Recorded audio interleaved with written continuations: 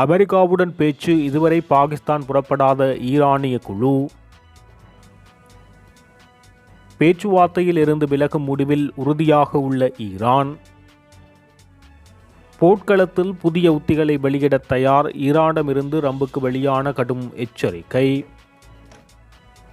Donald ட்ரம்புக்கு Iran அனுப்பிய எச்சரிக்கும் தொனியிலான மறைமுக செய்தி. ஈரானுடனான போர் நிறுத்தத்தை நீடிப்பது சாத்தியமற்றது, ட்ரம்ப் அறிவிப்பு.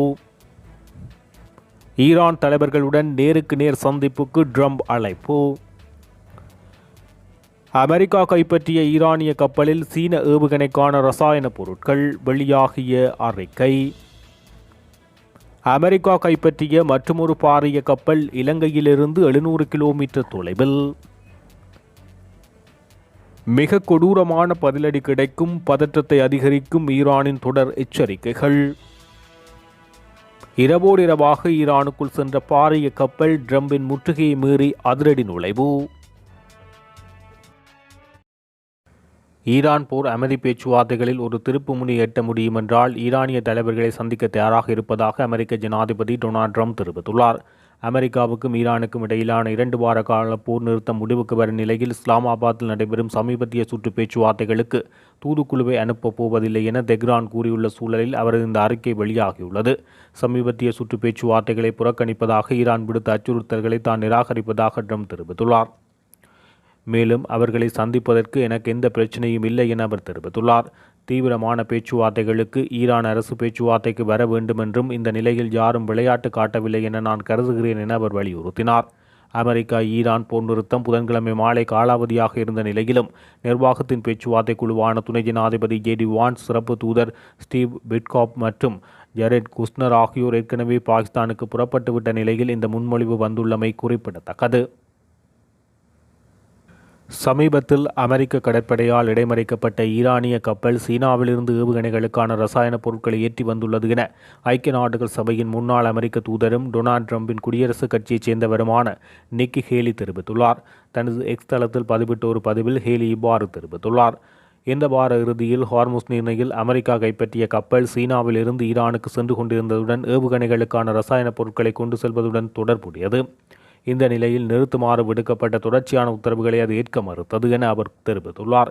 ஈரானுக்கு ஆதரவளிப்பதில் சீனாவின் பங்கு இருப்பதாக கூறப்படுவதை அவர் மேலும் சுட்டிக்காட்டினார். ஈரானின் ஆட்சியை தாங்கி பிடிக்க சீனா உதவுகிறது என்பதற்கு இது மற்றொரு நினைவூட்டல் எனவும் இது புறக்கணிக்க முடியாத ஒரு யதார்த்தம் எனவும் தெரிவித்துள்ளார். இத்தகைய ஒத்துழைப்பை கண்டுகொள்ளாமல் இருப்பது நாளுக்கு நாள் கடினமாகி வருவதாகவும் அவர் எச்சரிக்கை விடுத்துள்ளார். இவ்வாறு கைப்பற்றப்பட்ட கப்பல் டஸ்கா என அடையாளம் காணப்பட்டுள்ளது.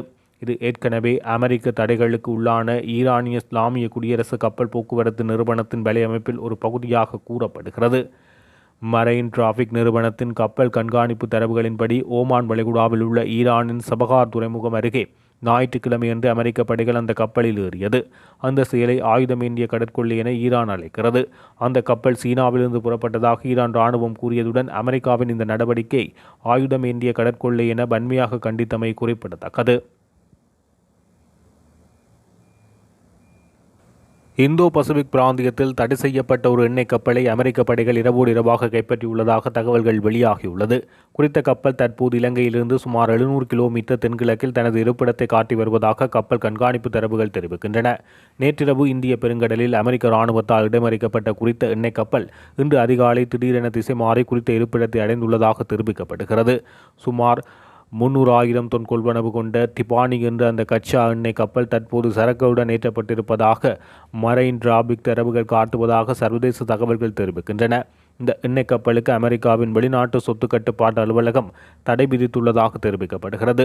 மேலும் இது ஈரானுடனான தொடர்புகளுக்காக அமெரிக்க தடைகளுக்கு உட்பட்ட ஒரு இந்திய கப்பல் நிறுவனத்துடன் தொடர்புடையது என கூறப்படுகிறது.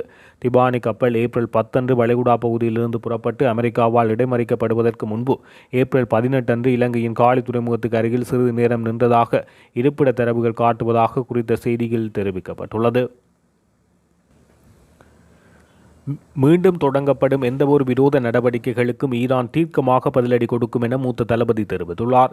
எதிரிகள் மீண்டும் மேற்கொள்ளும் எந்தவொரு விரோத நடவடிக்கைகளும் உடனடி மற்றும் தீர்க்கமான பதிலடி கொடுக்க ஈரானின் ஆயுதப்படைகள் தயாராக உள்ளது என ஈரானின் மூத்த இராணுவ தளபதி ஒருவர் கூறியதாக ஈரானிய செய்தி நிறுவனம் வெளியிட்டுள்ளது.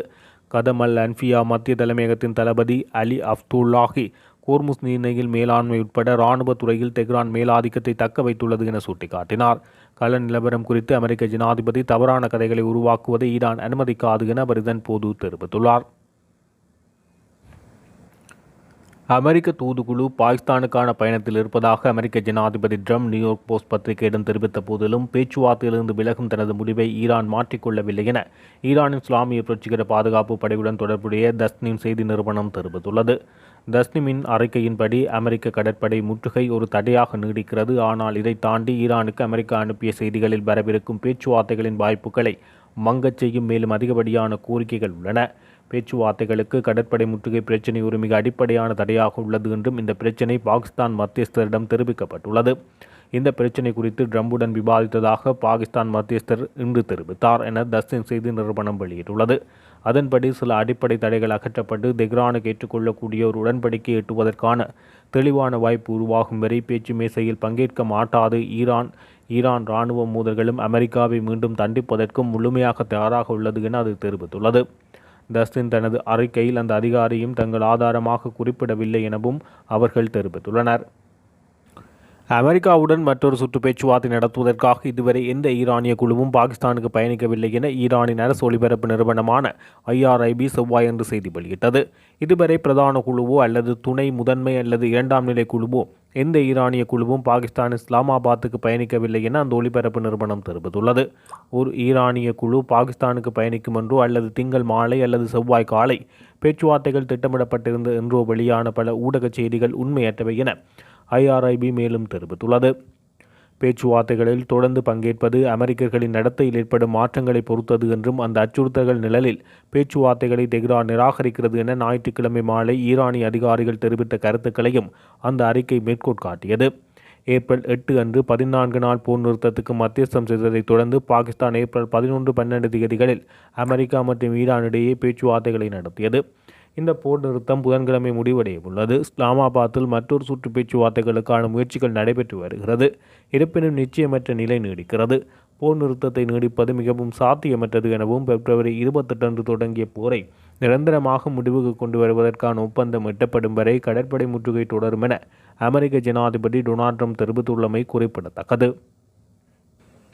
அமெரிக்காவின் அச்சுறுத்தல் மற்றும் பலபந்தத்தின் கீழ் இஸ்லாமிய குடியரசு ஒருபோதும் பேச்சுவார்த்தை நடாத்தாது என பாகிஸ்தானுக்கான ஈரான் தூதுவர் ரெசா அமிரி மெகாதாம் சுட்டிக்காட்டியுள்ளார். அமெரிக்காவும் ஈரானும் தங்களின் கர்வம் மற்றும் தப்பெண்ணங்களுடன் போராடி மத்திய கிழக்கில் போரை முடிவுக்கு கொண்டு வரும் அமைதி ஒப்பந்தத்தை எட்ட தவறியுள்ள நிலையில் அவர் குறித்த அறிவிப்பை வெளியிட்டுள்ளார். ஒரு பெரிய நாகரிகத்தை கொண்டிருக்கும் ஒற்றை நாடு அச்சுறுத்தலுக்கும் பலபந்தத்துக்கும் பணிந்து பேச்சுவார்த்தை நடத்தாது என்பது உலகளவில் ஏற்றுக்கொள்ளப்பட்ட ஒரு உண்மையாகும் என அவர் திட்டவட்டமாக அறிவித்தார். இது தொடர்பில் கருத்து வெளியிட்ட அவர், இது ஒரு சாராம்சமான இஸ்லாமிய மற்றும் இறையியல் கோட்பாடு. அமெரிக்கா இதை உணர்ந்திருக்க வேண்டும் என நான் விரும்புகிறேன் என தெரிவித்துள்ளார். ஈரானுடனான நிலையற்ற 2 வார கால போர் நிறுத்தம் எந்தவொரு முன்னேற்றமுமின்றி செவ்வாய்க்கிழமை முடிவடைந்ததால் ஏராளமான குண்டுவெடிப்புகள் தொடங்கும் என அமெரிக்கா அறிவித்த சில மணி நேரங்களுக்கு பிறகு இந்த கருத்துக்கள் வெளியாகியுள்ளன. கடந்த வார இறுதியில் ஹோர்முஸ் நீரிணைக்கு அருகே ஈரான் கொடியேற்றப்பட்ட கப்பல் ஒன்றை அமெரிக்கா கைப்பற்றியதைத் தொடர்ந்து கூட்டத்தில் கலந்து கொள்ளப் போவதில்லை என ஈரான் அச்சுறுத்திய போதிலும் பாகிஸ்தானில் ஈரானுடனான அமைதி பேச்சுவார்த்தைகள் திட்டமிட்டபடி நடைபெறும் என அமெரிக்கா நம்பிக்கை தெரிவித்துள்ளது. இதற்கிடையில் போர் நிறுத்தம் முடிவுக்கு வரும் நிலையில் குறிப்பிடத்தக்க தடைகளும் நிச்சயமற்ற தன்மையும் நீடிப்பதால் ஈரான் இதில் இணைவது குறித்து பரிசீலித்து வருவதாக மூத்த ஈரானிய அதிகாரிகள் தெரிவித்துள்ளனர். டொனால்ட் ட்ரம்ப் அச்சுறுத்தல்கள் மற்றும் போர் நிறுத்த முறைகள் மூலம் ஈரானின் ராஜதந்திரத்துக்கு சேதம் விளைவிப்பதாக ஈரானிய நாடாளுமன்ற சபாநாயகர் முகமது பாகர் கலிபாப் குறிப்பிட்டுள்ளார். அவர் தனது எக்ஸ் கணக்கில் ஒரு பதிவில் இந்த அறிக்கையை வெளியிட்டார். இந்த குற்றச்சாட்டுகளால் ஈரான் மற்றும் அமெரிக்காவுக்கு இடையான பதட்டம் கடுமையாக அதிகரித்துள்ளதாக வெளிநாட்டு ஊடகங்கள் செய்தி வெளியிட்டுள்ளது. இருப்பினும் அழுத்தத்தின் கீழ் பேச்சுவார்த்தை நடத்த தயாராக இல்லை என சபாநாயகர் எச்சரித்தார். பேச்சுவார்த்தை மேசையை சரணடைவதற்கான மேசையாக மாற்ற வாஷிங்டன் முயற்சிப்பதாக அவர் கூறினார். பதட்டம் மேலும் அதிகரித்தால் போர்க்களத்தில் புதிய உத்திகளை வெளியிட ஈரான் தயாராக இருப்பதாக அவர் எச்சரிக்கை விடுத்துள்ளார். ஈரானுடனான போர் நிறுத்தம் வாஷிங்டன் நேரப்படி புதன்கிழமை மாலைக்குள் முடிவுக்கு வரும் என்று இப்போது கருதுவதாகவும், ஆனால் ஒரு உடன்பாடு எட்டப்படாவிட்டால் அதை மேலும் நீடிப்பது மிகவும் சாத்தியமற்றது என அமெரிக்க ஜனாதிபதி டொனால்ட் ட்ரம்ப் தெரிவித்தார். ஏப்ரல் 7ஆம் தேதி மாலை தொடங்கிய இந்த போர் நிறுத்தம் முதலில் 2 வாரங்களுக்கு நீடிக்கும் என திட்டமிட்டப்பட்டிருந்த நிலையில், நான் அதை நீடிப்பது மிகவும் சாத்தியமற்றது என்று ட்ரம்ப் ப்ளூம்பெர்குக்கு அளித்த ஒரு தொலைபேசி நேர்காணலில் தெரிவித்துள்ளார். அத்துடன், ஒரு மோசமான ஒப்பந்தத்தை செய்ய நான் அவசரப்பட போவதில்லை, நமக்கு உலகில் உள்ள அத்தனை நேரமும் இருக்கிறது என ட்ரம்ப் அந்த நேர்காணலில் மேலும் தெரிவித்துள்ளார். ஒரு உடன்பாடு எட்டப்படாவிட்டால் போர் உடனடியாக மீண்டும் தொடங்கும் என்று எதிர்பார்ப்பீர்களா என கேட்டபோது, உடன்பாடு எதுவும் இல்லை என்றால் நான் நிச்சயமாக எதிர்பார்ப்பேன் என ட்ரம்ப் பதிலளித்துள்ளார். முன்னதாக போர் நிறுத்தத்தை நீடிக்க ஒப்புக்கொள்வதா இல்லையா என்பது குறித்து ட்ரம்ப் முன்னுக்கு பின் முரணான பேசி வருகிறார் என தெரிவிக்கப்படுகிறது. இந்த நிலையில் கடந்த வாரம் செய்தியாளர்களுடனான ஒரு கேள்வி பதில் அமர்வில் போர் நிறுத்தத்தை நீடிப்பீர்களா என்ற அவரிடம் 5 முறை கேட்கப்பட்ட போது அவர் 3 வெவ்வேறு பதில்களை அளித்ததாக கூறப்படுகிறது.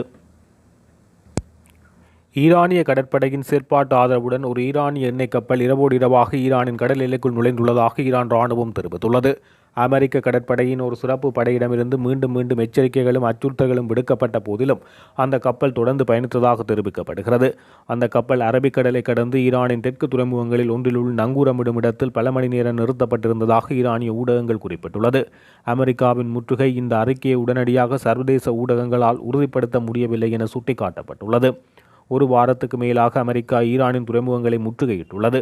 இந்த முற்றுகை தொடங்கியதிலிருந்து 27 கப்பல்களை திரும்பிச் செல்லுமாறு அல்லது ஈரானிய துறைமுகத்துக்கு திரும்புமாறு அமெரிக்க இராணுவம் உத்தரவிட்டுள்ளதாக திங்களன்று அமெரிக்க மத்திய கட்டளை மையம் தெரிவித்தது. இந்த நிலையில் ஞாயிற்றுக்கிழமை முற்றுகையை மீறி செல்ல முயன்ற ஈரானிய சரக்கு கப்பல் ஒன்றை கைப்பற்றியதாக அமெரிக்கா அறிவித்ததை தொடர்ந்து தெஹ்ரான் பதிலடி கொடுக்கும் என அச்சுறுத்தல்கள் விடுக்கப்பட்டமை குறிப்பிடத்தக்கது.